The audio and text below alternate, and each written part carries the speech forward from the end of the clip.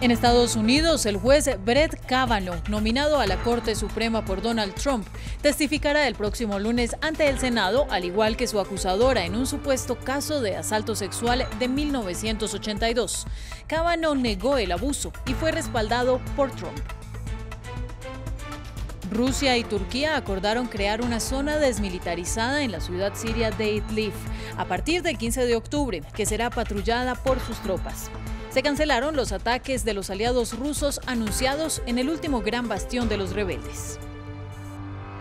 El mundo sigue atento a los fenómenos naturales. En China y Filipinas van 69 muertos por el paso del tifón Mangkhut y la cifra podría pasar de 100 por un deslizamiento en una mina.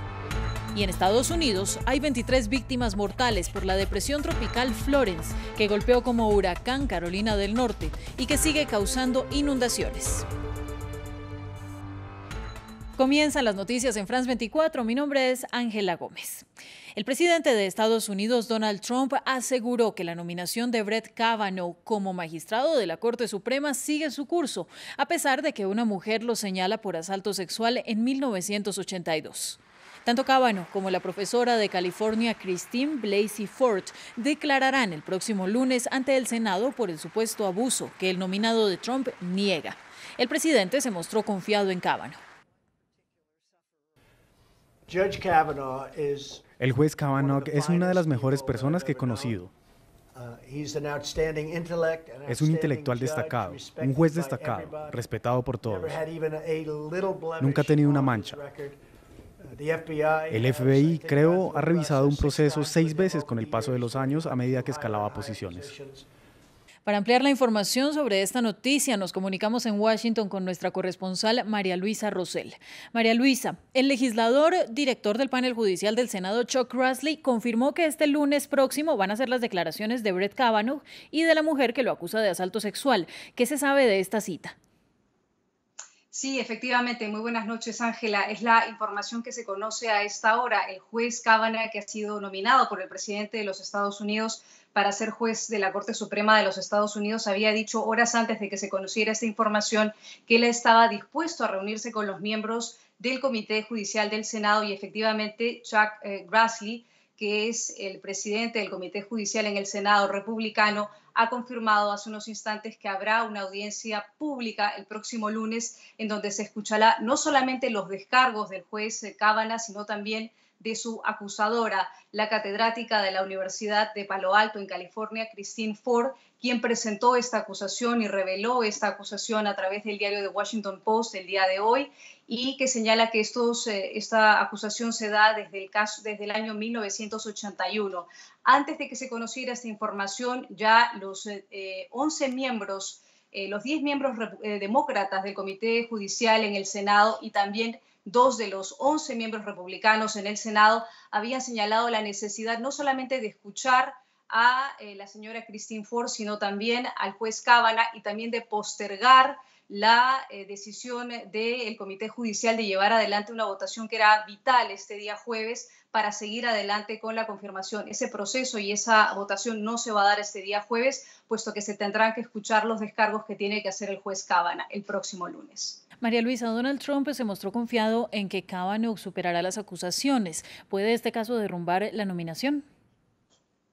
Bueno, el presidente efectivamente, como ustedes mostraron en las imágenes anteriores, sigue respaldando al juez Kavanaugh. Sin embargo, tenemos que recordar que hay antecedentes a este caso. Hace 27 años se presentó una denuncia muy similar de la abogada afroamericana Anita Hill en contra del actual juez Thomas Clarence, que está en la Corte Suprema de Justicia, juez afroamericano. Esa denuncia fue desestimada, se le escuchó a la abogada Hill en el Congreso, pero se desestimó la denuncia y se aprobó la confirmación del juez Thomas Clarence. Estamos en un contexto totalmente distinto. 27 años después, hay 23 senadoras en el Congreso de los Estados Unidos y no 2 como hace 27 años. Y además estamos en un contexto social muy diferente en los Estados Unidos del movimiento Me Too y las votantes mujeres que van a participar en las elecciones legislativas de noviembre próximo exigen que haya transparencia en este proceso. Pues vamos a ver qué pasa con el caso. Gracias a usted por el reporte. En otras noticias, los presidentes de Rusia y de Turquía dieron un paso hacia el desescalamiento del conflicto sirio. Vladimir Putin y Recep Tayyip Erdogan alcanzaron un acuerdo en la ciudad rusa de Sochi, que suspende la ofensiva anunciada sobre la provincia siria de Idlib, este último bastión rebelde que acoge a millones de civiles, y también establecieron la creación de una zona desmilitarizada de 15 a 20 kilómetros a partir del 15 de octubre. Tristan Ustianovsky nos cuenta más. En una guerra cuyos aspectos trascendieron desde hace mucho tiempo las fronteras sirias, dos jefes de Estado de bandos opuestos concluyeron un acuerdo crucial. Decidimos crear a lo largo de la línea de contacto entre la oposición armada y las fuerzas del gobierno, a partir del 15 de octubre, una zona desmilitarizada de entre 15 y 20 kilómetros de ancho, que incluye la retirada de todos los combatientes radicales. La administrarán conjuntamente las tropas turcas y rusas, y los rebeldes deberán evacuar. Tras el fracaso de las negociaciones hace 10 días en Teherán, este nuevo avance es principalmente triunfo de Erdogan. Aliada de una parte de la oposición, Turquía abogó durante semanas para evitar una ofensiva militar sobre Idlib, una acción potencialmente devastadora para los civiles, que hubieran podido sumarse a los millones de refugiados ya presentes en suelo turco. Rusia tomará las medidas necesarias para que esta zona no sea atacada. Creo que con este acuerdo impedimos una gran crisis humanitaria en Idlib. Sin embargo, este cese el fuego podría rápidamente romperse a causa de los grupos yihadistas más radicales como Al-Nusra o Tahrir al-Sham presentes en la zona. Un acuerdo que no aguantará tampoco sin un compromiso del gobierno sirio, cuyo principal aliado es Rusia. El Estado sirio está decidido a liberar Idlib de los grupos terroristas. Queremos restablecer la autoridad del gobierno sobre la ciudad, en respuesta a los pedidos de nuestra gente que necesita protección. Frágil, este pacto logró lo que no pudo el resto de la diplomacia internacional, y es la única esperanza para los sirios en fuego cruzado.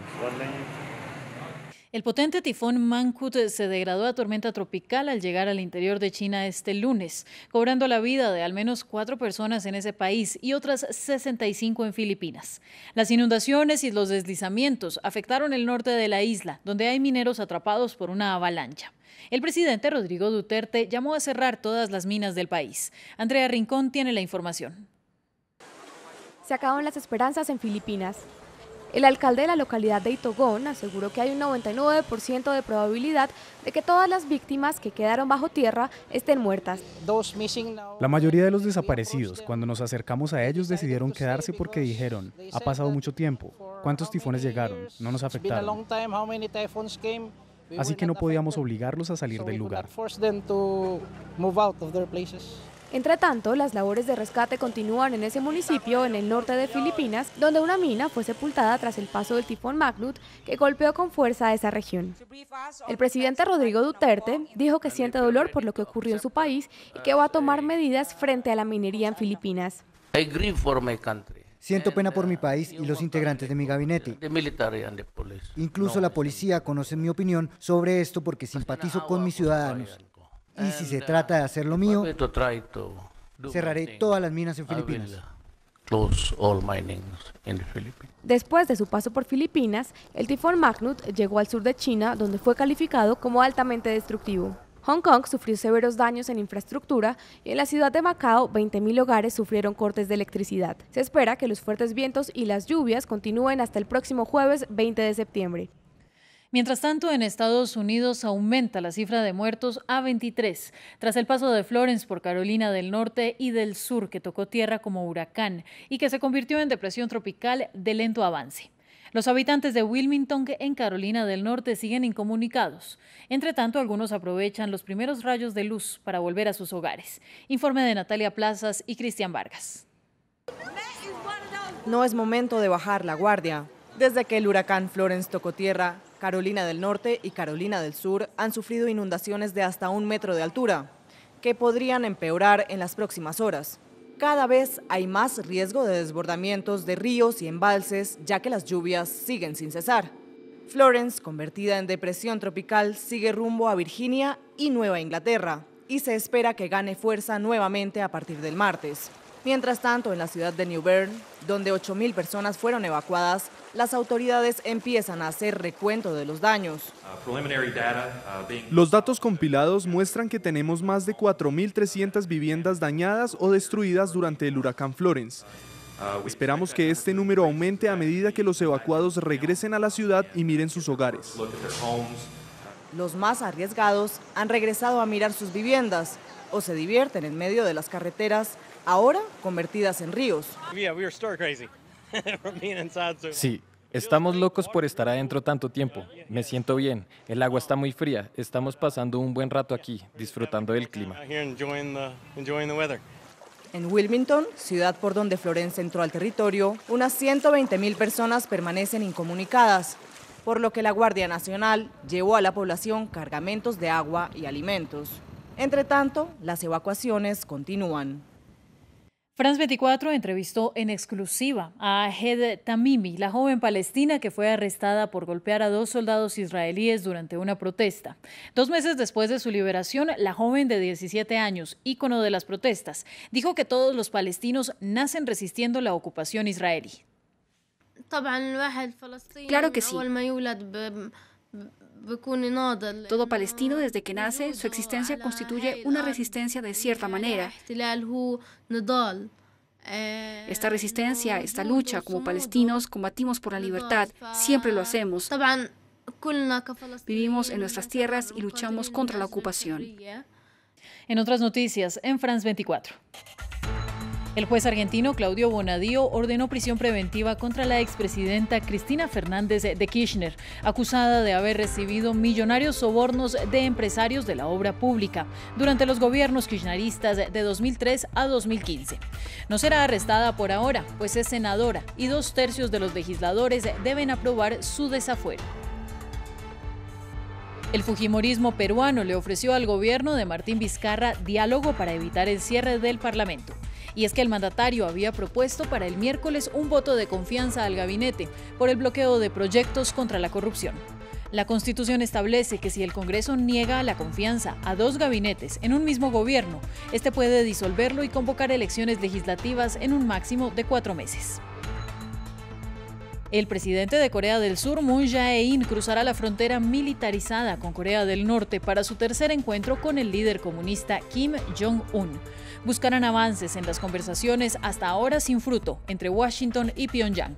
El encuentro intercoreano podría ser el abrebocas para una nueva cumbre que Kim propuso recientemente a Donald Trump.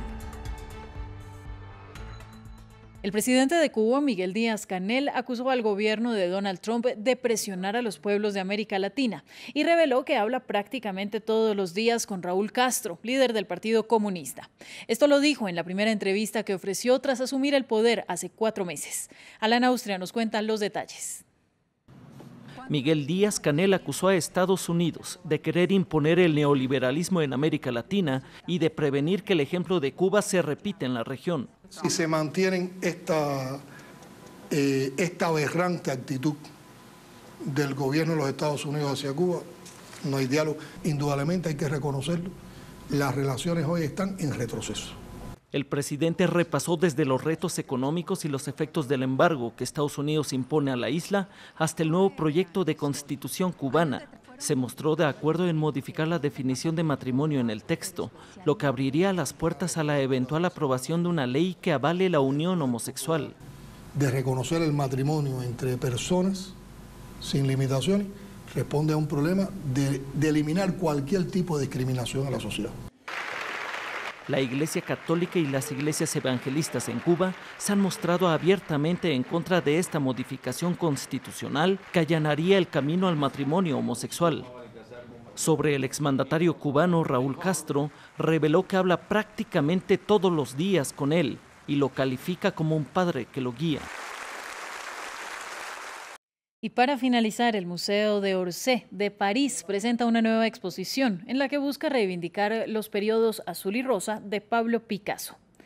Picasso Azul y Rosa es la primera exhibición dedicada a los periodos iniciales del artista malagueño en Francia. La colección la creó entre 1901 y 1906 y actualmente se encuentran entre las obras mejor pagadas por galeristas y por coleccionistas. Fin del informativo, pero quédense con nosotros. Volvemos con más en France 24.